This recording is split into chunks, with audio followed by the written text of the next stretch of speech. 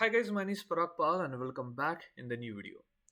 In this lecture number 10, we are going to understand how you can design a lap joint in steel structure. Okay, so I have a numerical where I can explain you step-by-step process to solve for examination using IS code 2800 2007. Okay, so let's understand. Design a lap joint to connect two plates of 300 mm width and 20 mm thickness using M18 bolt of grade 4.6. Applied service factor load is 375. So see, this is a basic numerical that we have. It is straight away mentioned that we have to design a lap joint. Okay, we have a two plates. One is a 300 mm width, okay, and 20 mm thickness, right? So let's understand the given database. We have a factored load of P equals to 375. Diameter of bolt as a 18 mm, so M18 bolt we have here, so D equals to 18 mm. Grade of bolt we have 4.6, so we mentioned 4.6 here. Grade of plate we have Fe 410, that's we have assumed. Thickness of plate we have 20 mm and width of plate is 300 mm. Okay, so this is a given data. Let's understand what is the important data we have to calculate. So I have also mentioned the citation of the IS code. So based on this, you can easily understand how to solve this, right? Usually IS code 800 2007 is provided to utilize in the examination. So you can take a benefit of that because the formulas are really lengthy and you cannot easily memorize that formula. Okay, so it's good that you can able to carry out the IS code in your examinations. Now the important data is ultimate tensile stresses of plate, which is FU we mentioned 410. It is coming from table 1 page 14.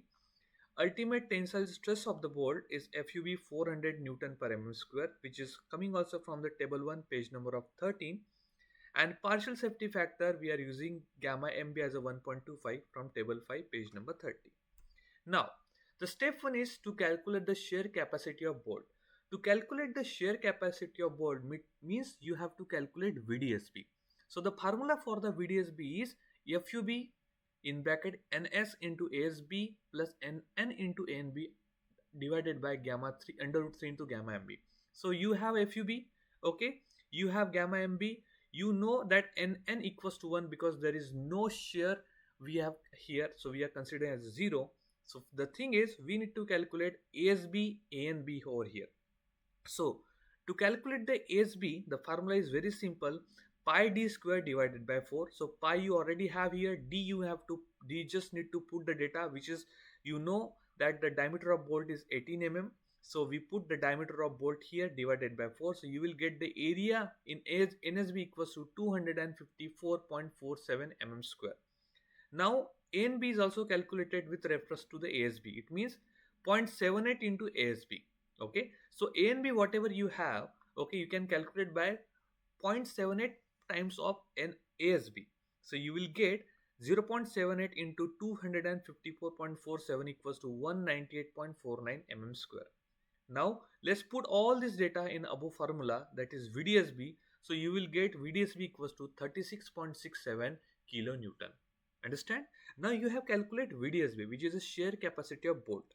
If I jump to the next topic, next step, that is a bearing capacity of bolt. So the bearing capacity of bolt, if you want to calculate, you need to consider from this clause 10.3.4 page number of 75, okay, which provides you this formula VDPB equals to 2.5 into KB into D into T into FUB divided by gamma MB. Okay, where D you know that is a 18 mm, T we know that is a 20 mm, FUB equals to 400 Newton per mm square and gamma MB equals to 1.25, right? So this is what you have a detailed information, okay, but you need to calculate the KB.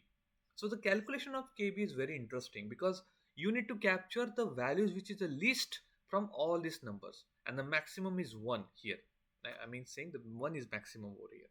So but before proceeding that one, you can see there is a E and P mention. In my previous lecture, I have explained